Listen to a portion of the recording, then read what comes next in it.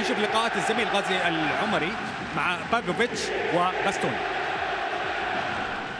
Yeah, as you say, it was a bit difficult after that loss in Zagreb, but that's football and we needed to. هذا الوضع صعب وخاصة الخسارة في الشامبيونز ليج، لكن تلك هي كرة القدم، يجب عليك أن تكون دائما جاهزا. المواعيد متتالية ونحن اليوم نخوض مباراة مهمة جدا.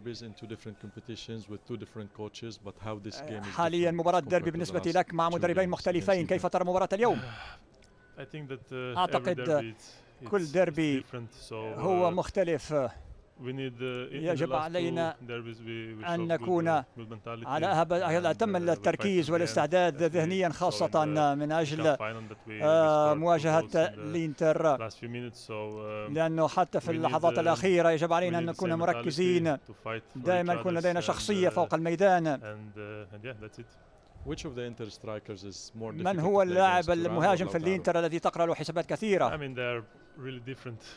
هنالك عدة لاعبين، هنالك كل لاعبين مميزين. يجب علينا التركيز على كل المهاجمين، ليس لاعب فقط، يجب علينا إيقافهم.